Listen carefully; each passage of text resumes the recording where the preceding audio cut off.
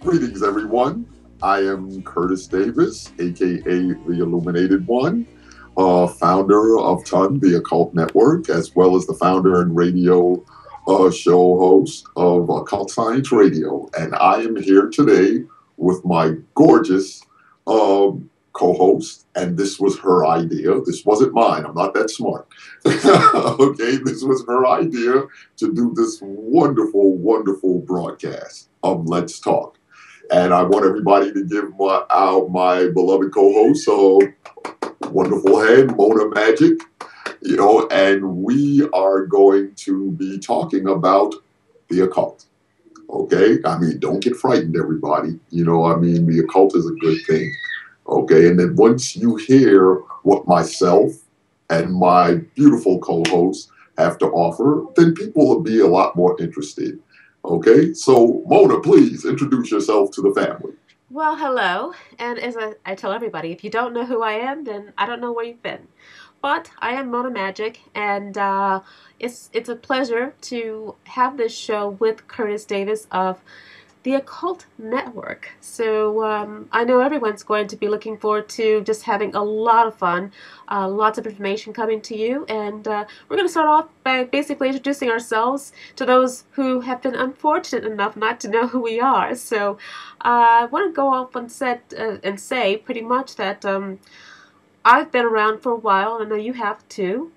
What got you into doing the radio shows? Let's work our way backwards a little bit because, both you and myself actually do the actual shows, and we have the Blog Talk Radio. We talk to everybody in the occult when we've interviewed loads of people. What got you interested into, let's just say, taking the occult to the commercial business? Well, that's an excellent question. Not many people have asked me that question. So, but basically, I began studying the occult right around when I was 17, 18 years old.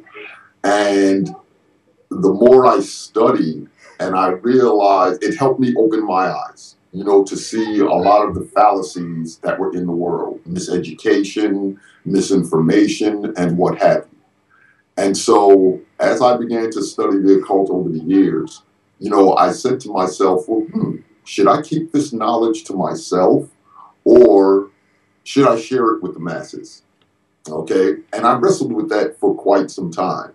And I'm not patronizing you when I say this, Mona, but what really was the catalyst to me wanting to bring the occult to the mainstream was listening to your show.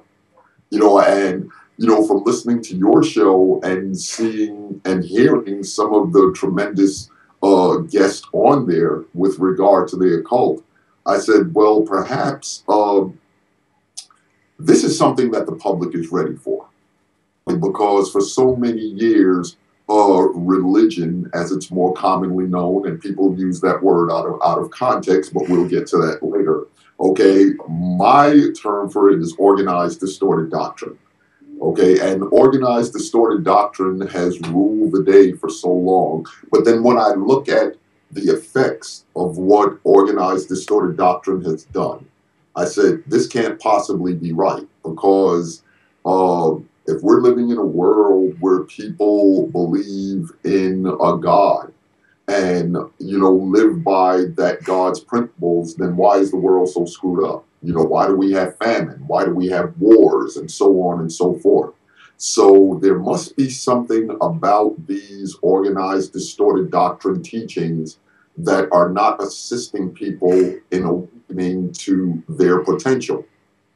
Okay, so knowing what I know about the occult, I would say the difference between one studying the occult as opposed to studying organized, distorted doctrine is that the occult teaches one to evolve, to empower themselves, as opposed to the philosophy behind organized, distorted doctrine where you are taught to weaken yourself.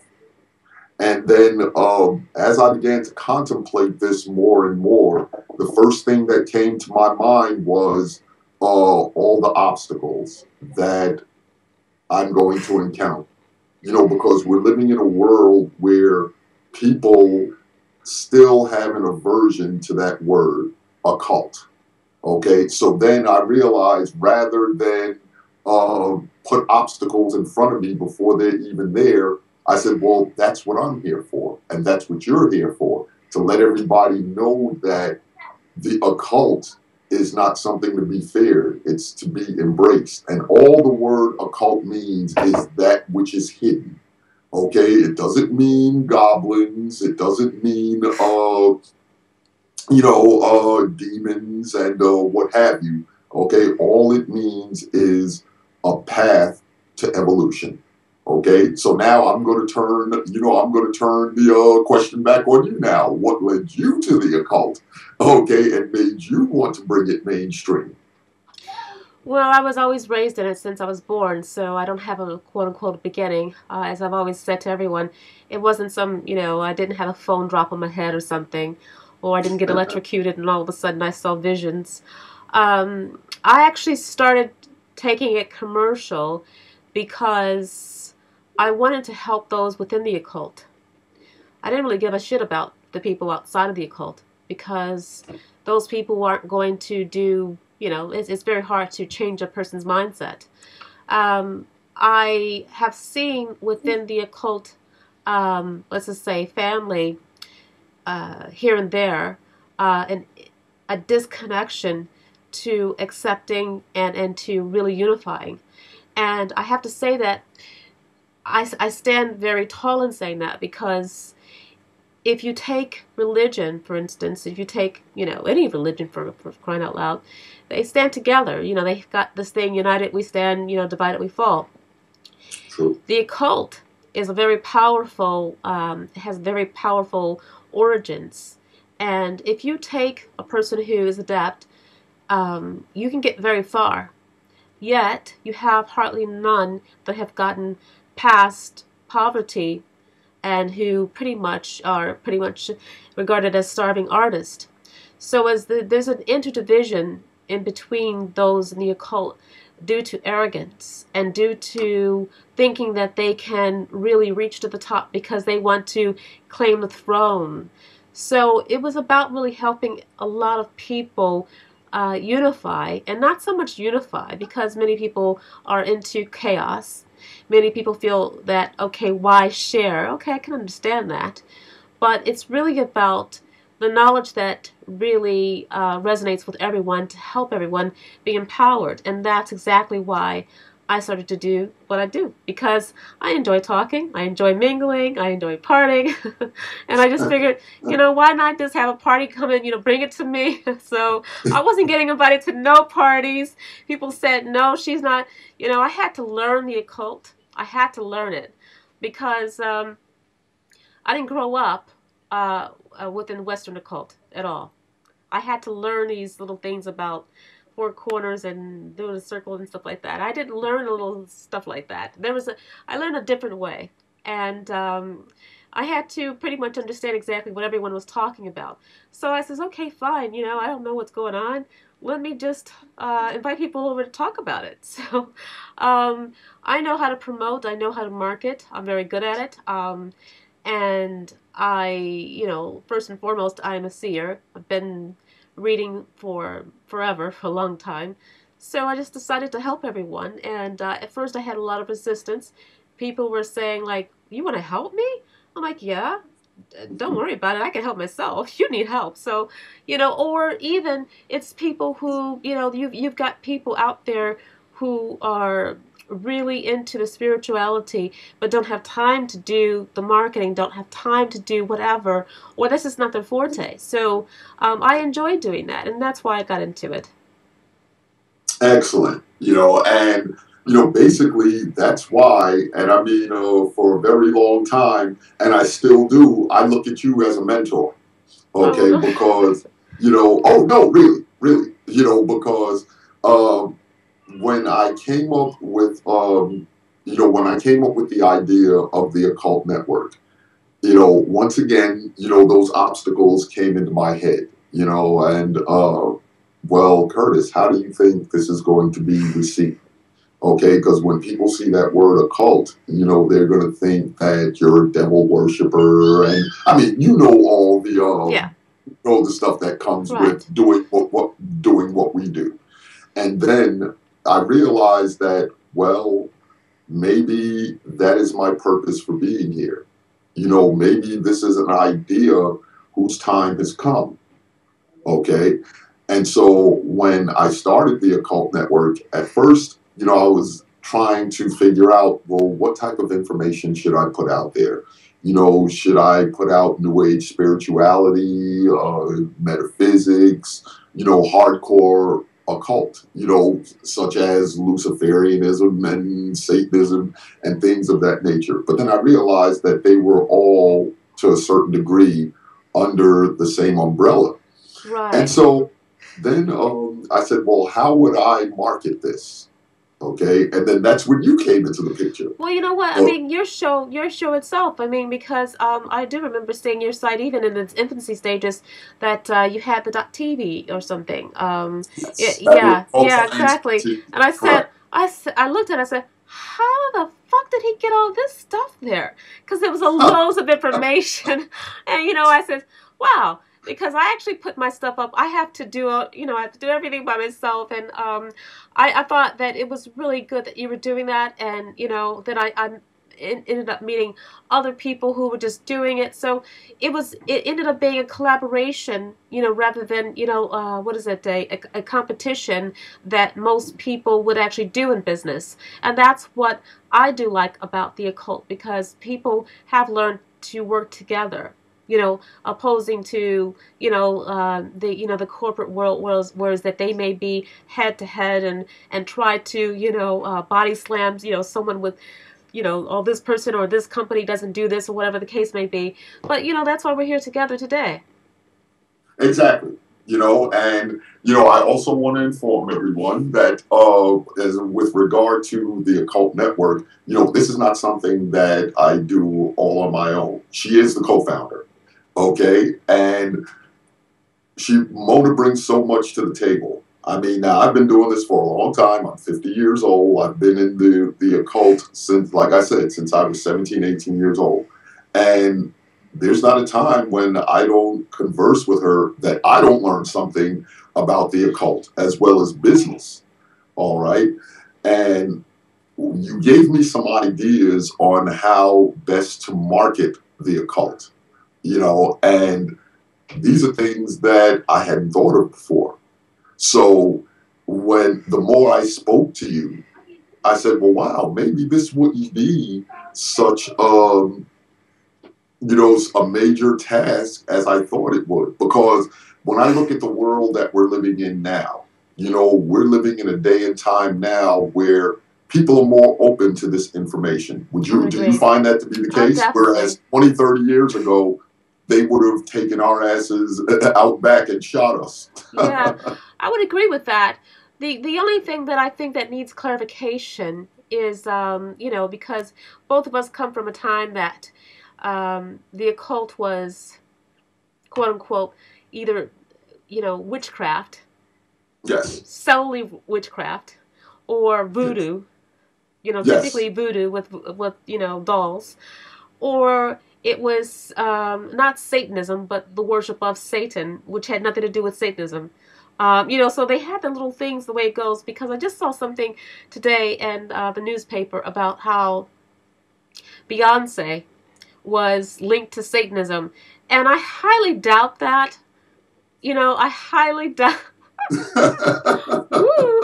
I highly doubt. I highly doubt that, you know, knowing what I know about Satanism and knowing intuitively about everything, that I really am tired of the virals that have been going out like somebody's new product, like a pair of jeans on the rack. So honestly, I have to say that, you know, the occult has changed to a point of being almost transparent. Yes. It's not as defined as before. And you know, if I hear the word Illuminati one more freaking time, I am Oh. I am going to grow up, because I just really, I don't like the fact that, you know, words are overused and it's just being misused. So I have to say that, you know, both you and myself have come to this point because it's about really bringing the occult and what it represents, the people behind it, the people who promote it, to help promote them, to create an understanding. Definitely, definitely. And, you know, when I look at the world now and see what's going on, like you said, if I hear that word Illuminati one more time, I'm going to scream. I know. And, you know, and that was, you know, and see, that was also a concern of mine as well, Mona. I didn't want us to come across as conspiracy theorists. Oh, no, not at all.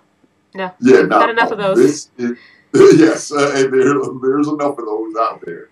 And you know, basically, what you know, the vision that I have for us is basically bringing the occult to the mainstream. You know, and bring it to people in an academic way. You know, where someone who goes to church every Sunday can sit and watch our show and learn something. You know, someone who goes to the mosque or the synagogue could sit down and watch this show and learn something. You know, and you know, and what the research that I've done, and judging from the followings that you have with your show and what I had with my show and what we have with the network, you know, because we're getting new members every day, people are really open to this information. Oh, I you know, agree. so, I would agree. yeah, so people are, but now, you know, one of the things that I'm very envious of you for is that you're located in the UK. And I Well, hey, noticed. you're located in the city that never sleeps. Yes, ma'am. I'm in New York, and she's in the UK. Okay, The Big but you Apple. know, from what I understand, there is a large, and you can speak to this because you know you're out there. But I noticed when I check the matrix, you know, the metrics, I should say, the numbers with the Occult Network, as well as the numbers with Occult Science Radio. I notice I have a very large following in the UK. You Well, know, I have as that's Curtis. That's just me checking on your website all the time. No, I have to say that over here you've got a collection. I mean, America is a melting pot. You know, yes, everybody over in America, especially the immigrants, they migrated from Europe, of course, and other countries.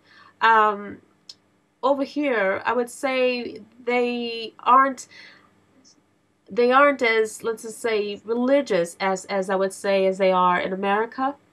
yes, Let's just say to the mainstream religions, as you know, Christianity and things like that. Yes, of course, there's Christians here and things like that, but I believe that they're more open out here, and there's more available because you've got people here that are, you know, transients in between countries that offer the knowledge, you know, just to bring, and they're curious. And besides that, you've got a good show. So people want to hear and people want to listen to who you have on the show. I think that the internet you know, has brought a lot of advantages to us both because, you know, you can listen to your show on iTunes, my show on iTunes, and, you know, it's universal because there's many books that, you know, the authors that have been on your show as well as on my show, I've seen in America and I've seen over here, I've seen overseas. So, you know, the sky's the limit, and there is no limit, you know, you should even say limit, but there is no limit to the exposure that one can get or give to the public on a message that they want to really, you know, put out there. So I believe that really people should just, you know, pat us on the back, say thank you or something, because honestly, you know, I look, you know, I went to a bookstore recently,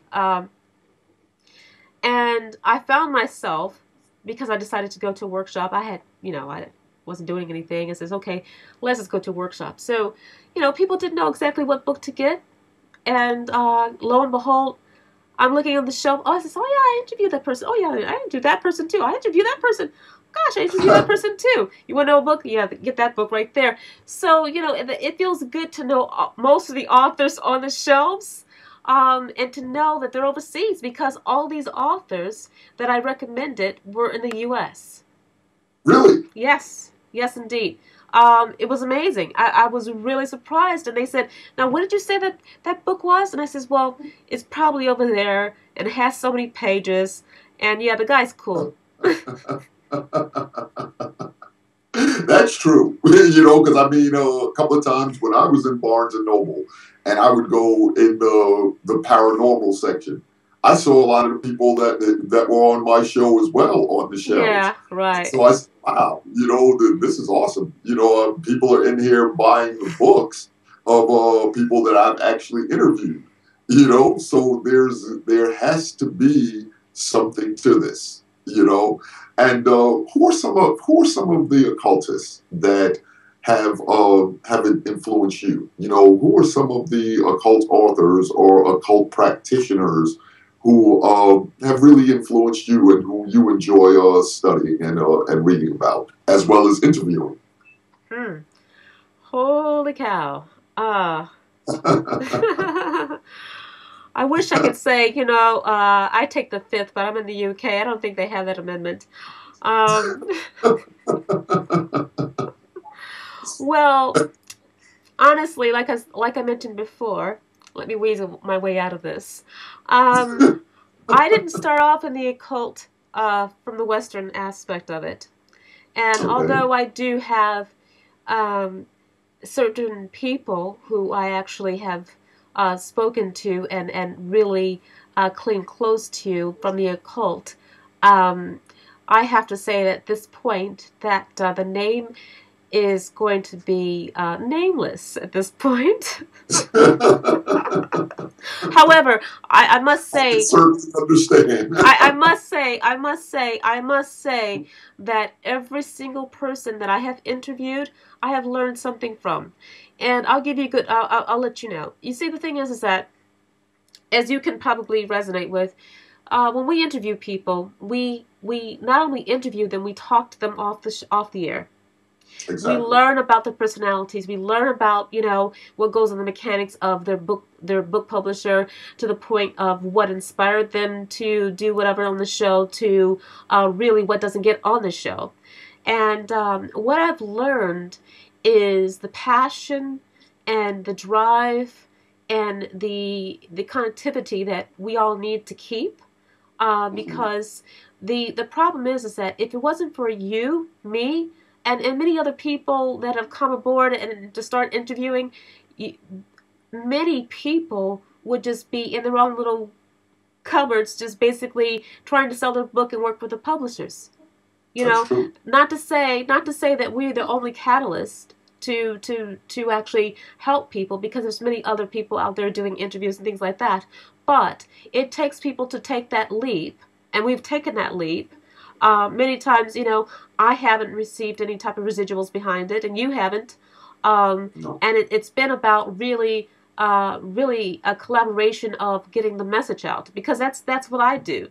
I say, my point is, I don't care, because I've had some issues in the past about people calling me up. Lots of people who communicate with me off air and things like that, says, well, I call this person and this person does this, and that person is this person probably got busted for larceny or something like that, or this person shoplifting or whatever. Like, look, I don't care if he scratches his ass in public. I don't care if he freaks off his secretary.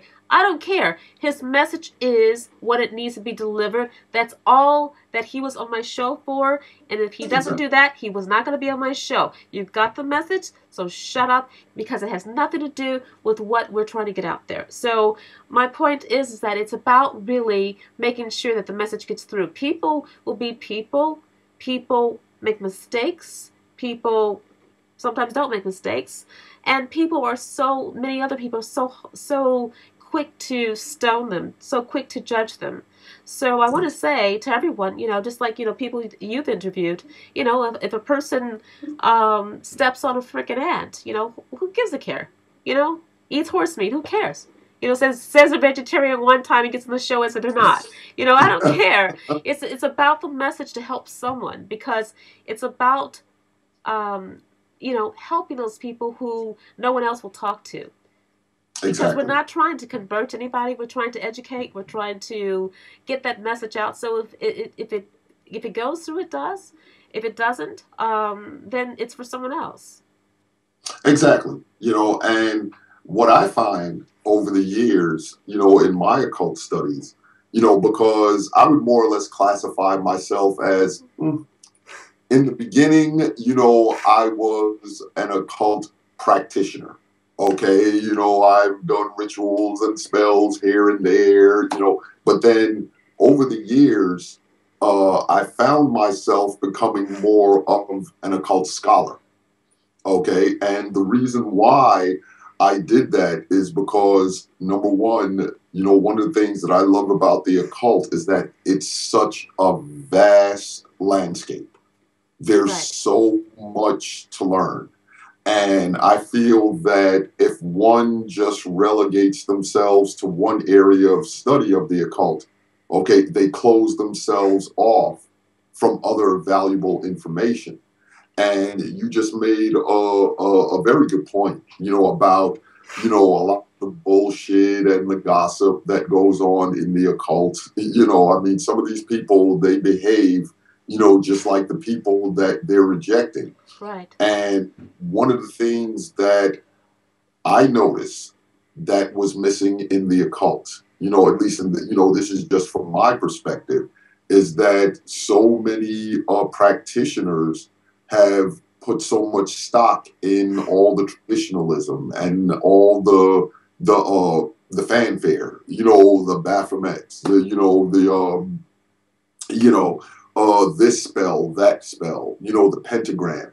But what I endeavor to convey to people, like you said, we're not trying to convert anyone. We're just trying to educate. If someone comes to me, Curtis Davis, and asks me, well, Curtis, I'm interested in the occult. It's something that I've had a keen interest in for a long time, but didn't know where to start. Okay, where do you suggest that I start? The first thing I would tell them is the occult begins in the mind.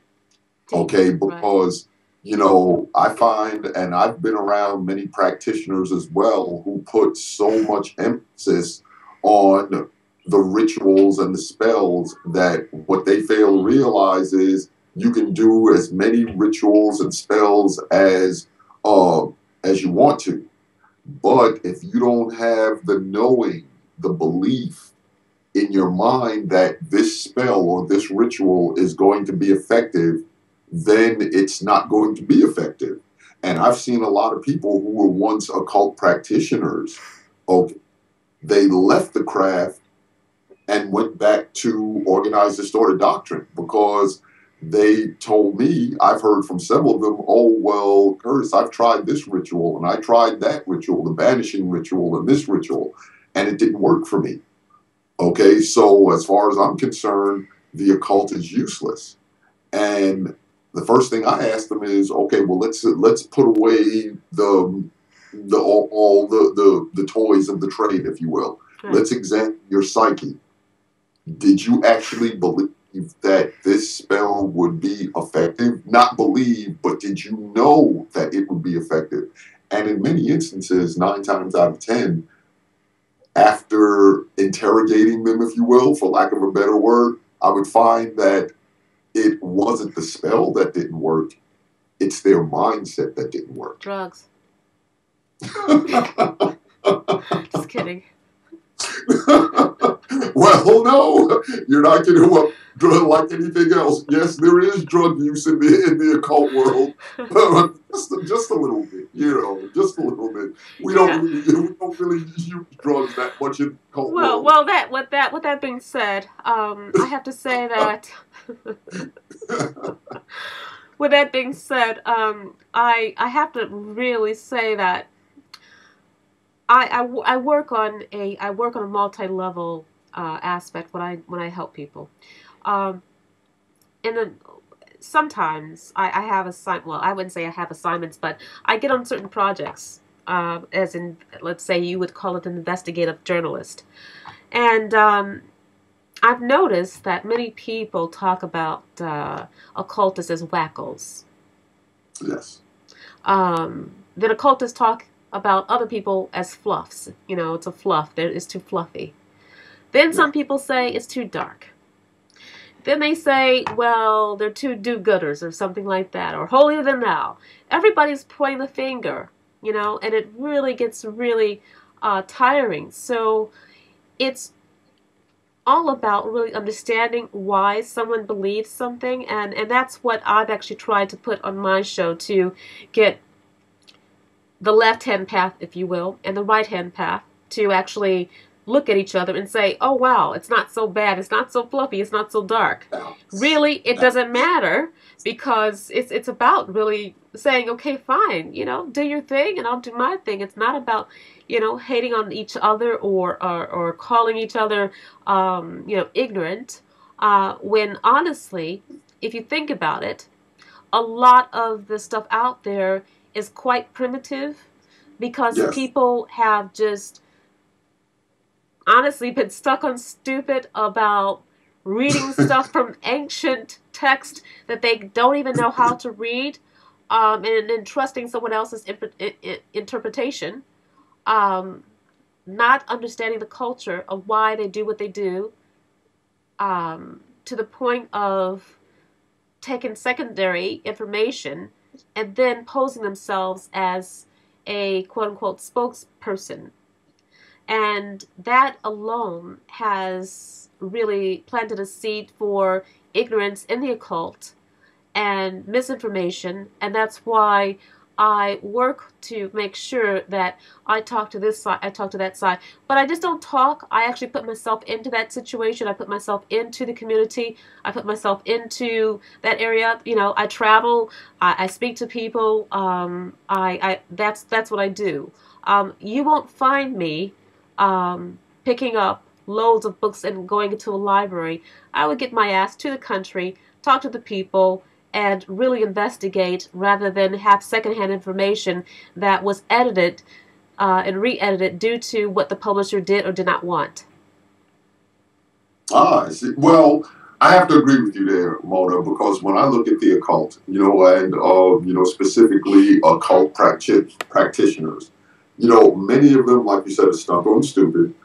Okay, they're stuck in traditionalism, but one of the things, I mean, and for a while there, you know, several years ago, because of all the traditionalism and the, you know, them being so rigid, you know, for a while there, I started getting discouraged, you know, because I saw no creativity, you know, and, you know, I always have an old saying that, you know, imitation is limitation.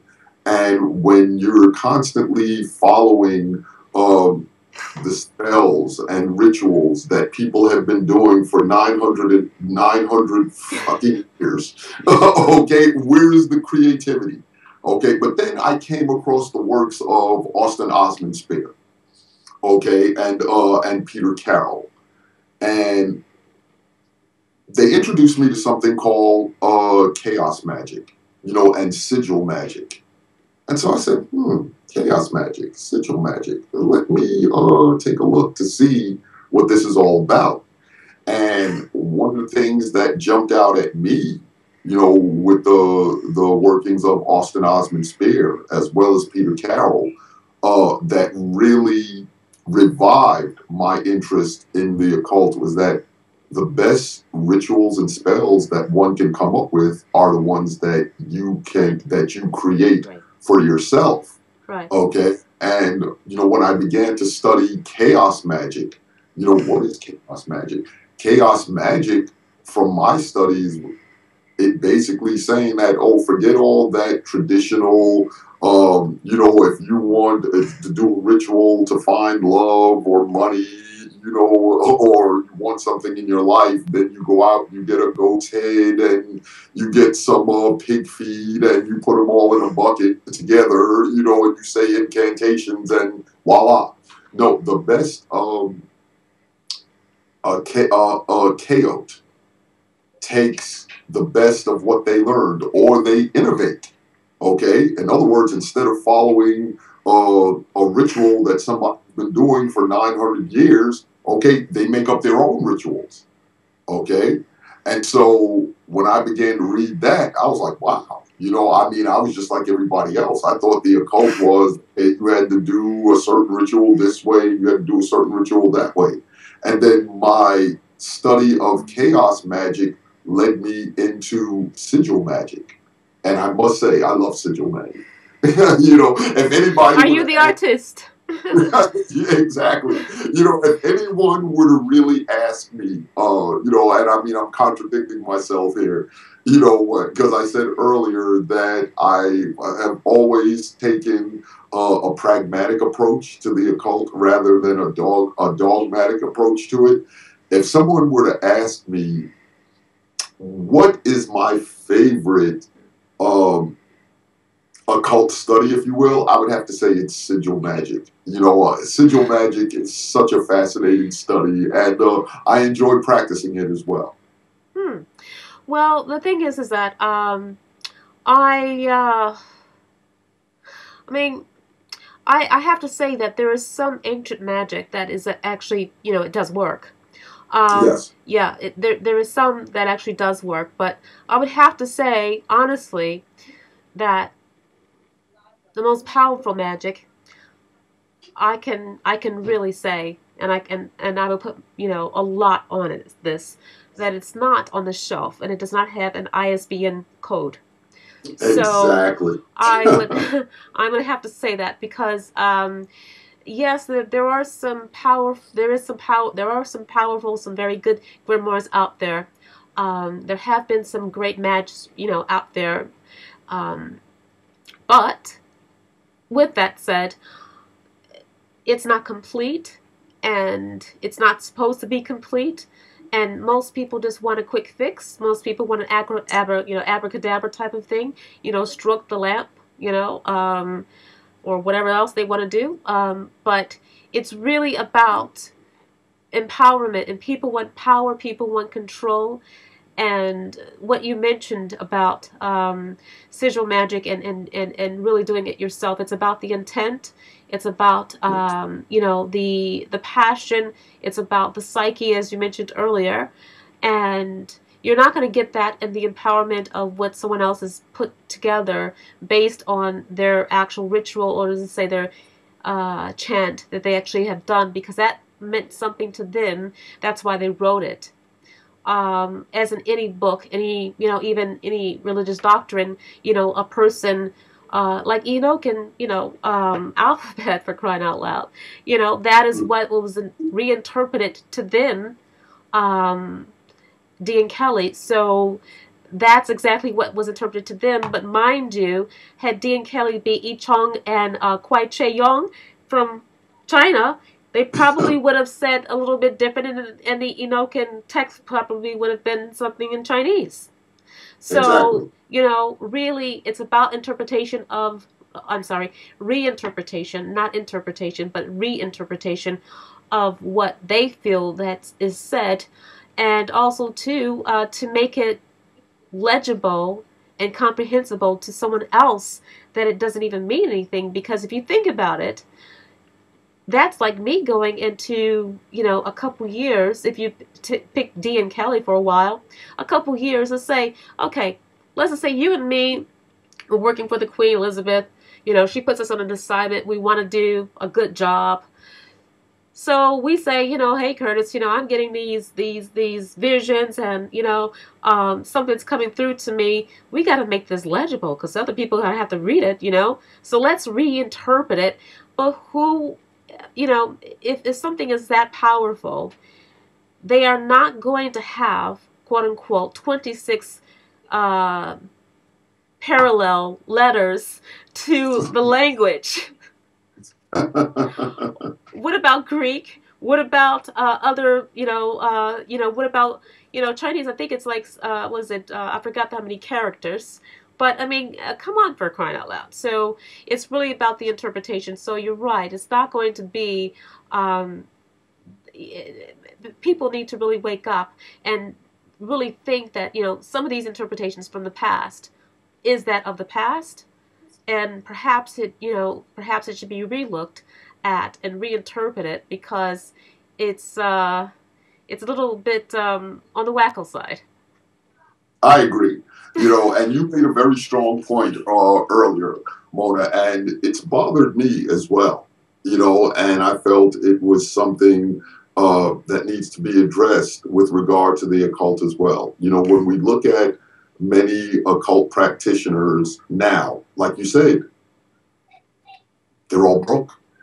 And I mean, how could you call yourself an occultist, okay, and you're struggling? So now I think that's been one of the obstacles as well, to people really accepting the occult as a lifestyle and as a study. But what people, fail to realize, and I mean, I run the risk of going into our next segment here, but, it bears stating, is that the people that run this world, who've run it now, who ran it in the past, and most likely who are going to run it in the future, are occultists. And indeed, okay. I would agree with that. Yeah. Okay. Go ahead. No, I just wanted to say that, it's not that we're, bashing occultists, because we are. Excuse me. It's simply to, I guess, as I always say, step up to the plate. Because if you've got intelligence, which I have to say that amongst the occult community, there are some of the most ingenious people that I've ever met. The smartest people that I've ever met. Oh, yes. The people who are, I mean, wow, this is geniuses. But at the same token, there is a lifestyle to be maintained. There is rent to be paid. There are cars to drive to get to point A through D and C and whatever else. And occultists should be way up here. Exactly. Because they've got that internal empowerment. They've got the mental capacity to surpass, pretty much anybody, because they're just very, lots of them are just savants. So it's really about, okay, fine, wake up, and really shake your life together, because it can't happen. And it's not about putting out 50,000 freaking books. It's about really living up to who you say you are, what you say or what you write, and really show people how to do that. And if not, then maybe live by example. And that's the only thing, and it's not to say, some people aren't, because, it's not for everyone to say, hey, Curtis, hey, Mona, guess what? I've got this whatever meant. I mean, I actually did interview someone who actually has a huge farm, a huge, everything. I have met some occultists that live up to what they say and what they do. Mm-hmm. But not many. And I have to say that. Yeah. I have to say there are few that do live up to what they say and what they do. And to me, I have a lot of respect for those people, because that is like saying, don't do this because it's not good, and I don't do it because it's not good. Not don't do this because it's not good, and then let me go do it. So I really respect those people. And I've met too many people in my lifetime who I don't know why I swear myself to secrecy, but I've met lots of people who shame themselves. But that's like I said, no one's perfect, but that's only an excuse. That saying is an excuse. You can be perfect. You can be perfect. Else, why not be godlike? Okay, fine. You can be perfect. So, to say that no one's perfect is just a cop-out. I agree.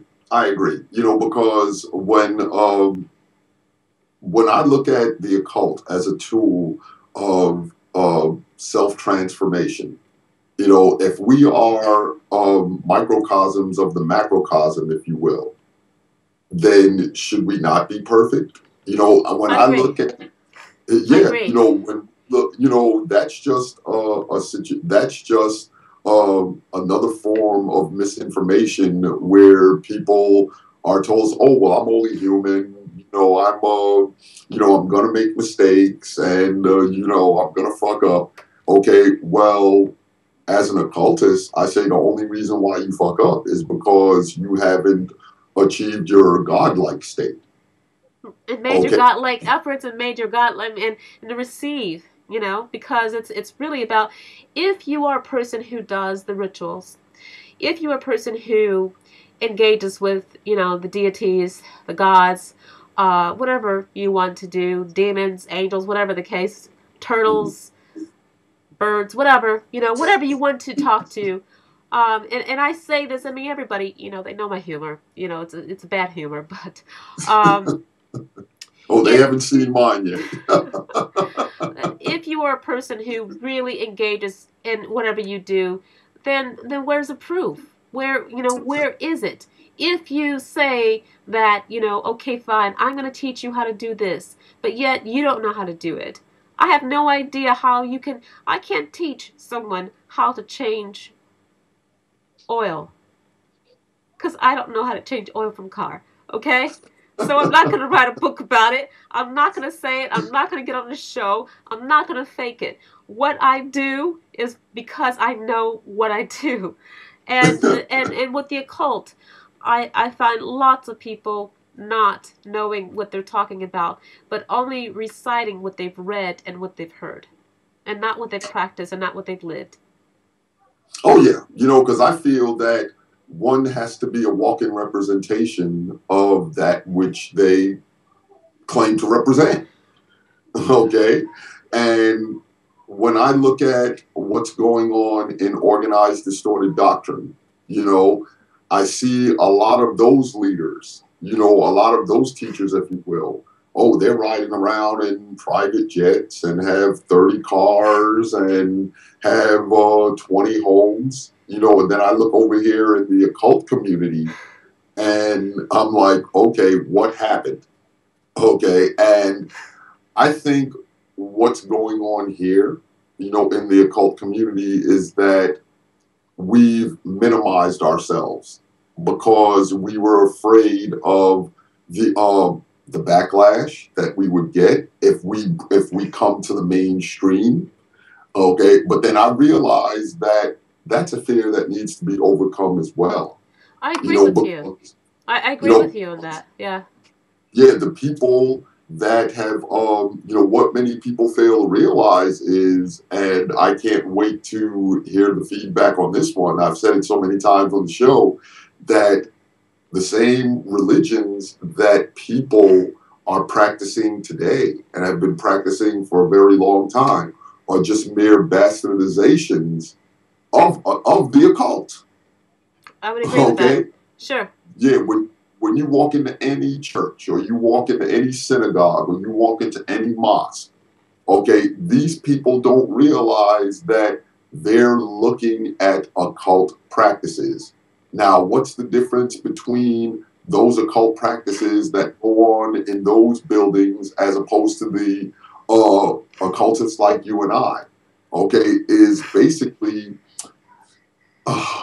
you know, how can I put this? Okay, that those teachings, okay, have been distorted. Hence, my term, organized distorted doctrine, is that the reason why, even in a world where we have so many people that practice those forms of organized distorted doctrine and they're still not empowered, is that they have misinterpreted them. And as we go along with this show, with our broadcast, the thing that I would like to really convey to the audience is that when you look at the Bible, when you look at the Quran, when you look at the Torah, the Talmud, the Kabbalah, whatever, you are looking at some of the greatest occult literature ever written. It's just that you have misinterpreted it. That's all.